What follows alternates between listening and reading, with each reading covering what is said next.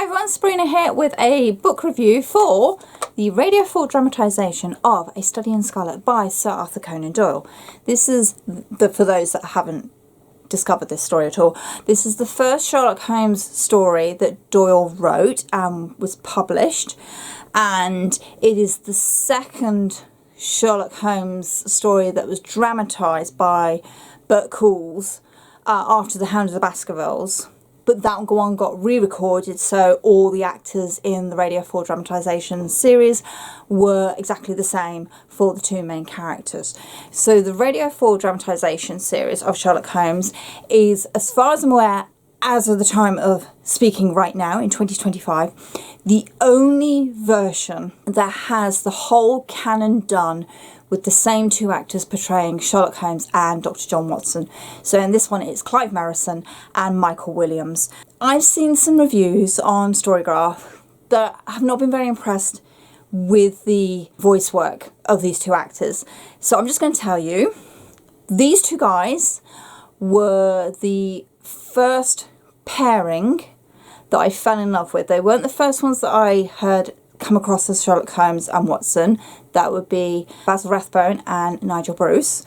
And I didn't see Jeremy Brett until after I heard these on the radio. So this one was originally done in 88, 89. Well, that's when it was released. It was released in 98. Flippin' heck. That's how old. This is a cassette, by the way, for those of you that are too young. This is a double cassette. So this would be 88, 89 when I originally heard it, because it would have been done as a repeat as well. And I'm just going to say, Clive and Michael do an amazing job of portraying Holmes and Watson. You hear the friendship definitely grows a lot, particularly in this story. Holmes in this story is very jubilant. He's very full of himself. He's very arrogant. He's a lot more, shall I say, maniacal. Certainly the famous laugh that was toned down later on is very prominent in this adaptation. I also like the way that the story has been sort of blended together, so you don't just get part one, which is the Holmes and Watson bit, and part two, which is all set with the Mormons, which it is in the book. So we effectively follow the introduction of Holmes and Watson through Stamford as they set up home in 221B Baker Street. Watson tries and figures out what Holmes is doing, and then along comes this nice bloody murder, blood everywhere, which turns out not to belong to the victim, and Watson chronicles Holmes' solving of the case. It's done very well. It's beat for beat almost exactly what's in the book. Like I say, it's jigged around a little bit so it works dramatically. Have a nice natural break in the middle, because it's over 2 episodes that are just over 55 minutes long each, because then that would fit in the full Radio 4 dramatised hour, for those of you that remember those days when we had a set timetable for everything, and once you'd missed it, you'd missed it. You had to hope that they repeat it as some obscure hour in the middle of the night and you could record it. I miss those days. So I really like this dramatisation. There's hardly any direct narrative to the listener. I think I was aware of it once in the beginning of part 2, and it's Watson just chronicling his thoughts. But some of the later stories, there is a lot of narrative going on because of the way that the story has been told, and obviously to portray that on audio can be quite tricky, so sometimes you have to have a narrator. But actually these ones are done really well, and I do find Bert Coules is really good at making these stories work as an audio story only. He doesn't rely on narrative to tell the story. What I also really appreciate about these, because obviously I still listen to audiobooks, but now they're all done very sterilised. Every actor is in their own little booth, they record their own things, the sounds are added on later, whereas back in the day, back when I was little, and I was little, the sounds are recorded alongside the voice actors. So there's somebody in there with a props drawer and they are making the sounds as the actors act it all out. And you can tell because it feels more authentic. You know that the actors are bouncing off what is happening around them. So when a door is closed, there is an actual door being closed. They have a prop door in the room and it's closed, and the actors can then visually see that the door's been closed and they carry on with their dialogue. There's no need to artificially pause anything. I think it makes it feel a bit more alive, more real, but that's just me. I am an audio person. I love hearing things because my vision is so crap. I often miss things on screen. So people will go, oh, that was amazing, that was beautiful. And it's like, I'm looking at it going, did I miss something? Whereas an audio, my ears are full blown, hello, sucking it all in, and they love details like that. So I pick up on all those things. The only drawback with this series is it's not easy to get hold of now. I have just managed to download the whole lot through Audible. They do a complete collection of 60 odd hours of the lot, and thankfully everything is chapter broken up, so you get a whole story under one. Like, so unlike when you buy just like the memoirs, and each story, which is only 45 minutes long, is broken into like 10 different chunks. Thankfully, in the full-blown version, each story is its own bit. So the Study in Scarlet is broken into its 2 parts on the audio listing track. So it makes it very easy to find things. But apart from that, I've come across a few that have been uploaded to YouTube by various fans. The BBC occasionally repeats some of these stories on their 4 Extra.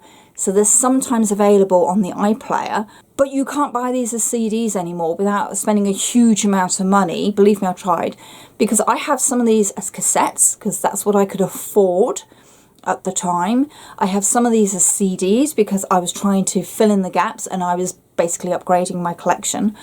So I have a right mismatch of this series, so I've had to resort to buying it as a streamed copy, which means I don't own it, which is so infuriating. So if I ever come across them, I will be picking them up.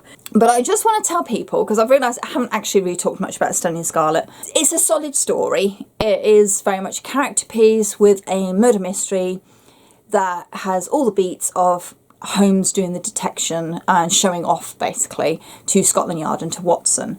It's also the build-up of this friendship, which is something that comes across really well in the audio adaptations. Like I say, Clive and Michael do a really good job of building up these characters, because obviously they both know the Sherlock Holmes story. They've grown up with the films. Obviously, Jeremy Brett's currently on the telly as well. So they're aware of these characters. They've done their research, and they're making a point to go, okay, we're going to build this friendship up as the series progresses, but they do a cracking job in establishing Watson's respect for Holmes grudging, actually I do care about Watson, I want to make sure he's okay in that, but also Holmes appreciating that Watson hasn't just left him once he's started being a bit of a prick, that he's stuck by him, that he wants to share the skills that Holmes has to the general public, because he can see how much Holmes wants that praise, that appreciation. Like I say, he's very early on in the stage, he's a very egotistical guy. And I think that shows very much the growth of their relationship from the very start when they first met to later on, and what they eventually will become as best friends. The story itself obviously has a huge issue because Conan Doyle does not make out that Mormons are nice people. They are, for want of a better word, a cult in this story. We'll only save people if you join us, kind of thing. Once you've joined us, you can't leave.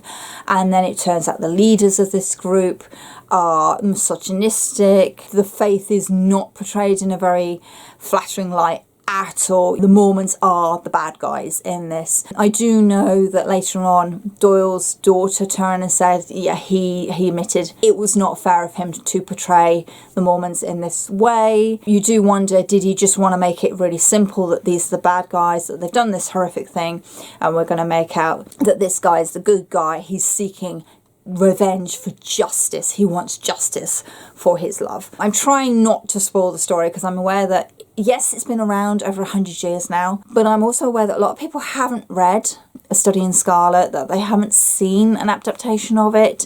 It's not one that's done very often, I think because of the Mormon storyline and the fact that we have all this backstory from 40 years ago, and that can drag down the storyline for dramatising it, which is why I appreciate the way it's done in the audiobook. The book Halls actually weaves it together, and it does a really good job of getting across all that backstory without info dumping it. So that would be the issue for today, that we have this religious group who are basically the bad guys, and we all know that a person does not represent a whole religious group, and that's clearly here what Doyle has done, and shame on him for doing it, but it is what it is, I'm afraid. Study in Scarlet was written in 1880s, wasn't it? So for an ignorant British population who didn't know any better, Northern America is like this exotic, wild world that they're only hearing about through the newspapers when they report on various stories. It would have been, we don't know, it's ignorance. But Doyle did know better. He did have resources to a hand. He could have done better and he didn't. So shame on him. Well done for him owning up about it. But unfortunately it does cause this issue within the story itself that it is not great. And I suppose that's why when Moffat and Gatiss did Sherlock and they did A Study in Pink, they changed that whole storyline completely, just removed it and said, we're not doing that, it's problematic, we're going to do something else. And I applaud them for doing that because they still kept the essence of the story without doing all that issue that was so harmful. So I'm just going to say, if you have not listened to the Radio 4 dramatisation with Clive and Michael, please give it a go because they're really good. Like I said, they've done all of them. They're all in order. They are available on Audible. Some are on YouTube. Some are on BBC iPlayer when they put them up. They are worth checking out because they are very solid adaptations of these stories. They stick very true to what the book is. There's a lot of dialogue lifted, but also Bert does play with the whole concept of this Holmes and Watson relationship, and he builds it up quite significantly, and it works really well, particularly in the later stories when there's not much plot going on, but he makes it work. I just want to highlight, because I don't actually think I've talked about these audiobooks on my channel previously, and that considering these books actually mean an awful lot to me. I am a Holmes fan. I am a big fan of this audio series, and you know, Clive Merrison for me is Sherlock Holmes. I think it's important that I actually do reiterate my love of this series, and I want to share that with you. So please try and give it a check out. Like I say, you're going to have to hunt a little bit for them, but give them a go. They are well worth it. They're really done well. They're lovingly crafted. The team behind it all care about it. And I think they are very much true to the original spirit of the Holmes and Watson stories. I mean, we forget that it's nearly 40 years ago that these were being dramatised, not only on the telly with Jamie Brett, and obviously they went for the period drama and kept it very true to the books, particularly the earlier stories, but also these audios are about the same age and they're doing the same thing. They're keeping to the period of that era, but also giving you a bit more, giving you that modern meat that would be needed for an audience of the 90s who have kind of like seen it all now. We've seen Jeremy Brett's Holmes. What are you going to give that's different? And I like that they do that they go back to the text again in the same way Jeremy did and go, okay, what hasn't been shown before? Let's remove all the gimmicks that have been built up over the years. Let's go back to the stories and let's actually do these stories and do these characters full justice of who they are originally. And I like that. There we go. That was really rambling. Anyway, A Study in Scarlet, audio adaptation, Radio 4. Please give it a listen. It is good. It is a solid adaptation. There are problems with the storyline, as I have said, but the characters themselves are engaging and they come alive when you listen to them. Please don't put fast forward on this. Please listen to it at the pace it was intended, because those pauses are necessary. Those quiet moments in the dramatisation are needed. This is not like an audiobook where you can just put it on 2.5 speed and just listen to the narrator. You need these moments of silence. You need these moments of music. You need those sound effects to be heard. So don't race through this. Sit yourself down, give yourself that time and listen to it. Believe me, you'll enjoy it. So, any other dramatisations that you think I would really like? I have listened to a lot of the Doctor Who Big Finish ones, so I'm aware of them. I'm aware of the Sarah Janes. I have done some of the Torchwoods as well. See a little theme here. The Sapphire and Steel that they did were amazing. I love them. But is there any other audiobooks that you think I would really like? I've decided I'm a dramatised audiobook person. I can't listen to someone read it to me.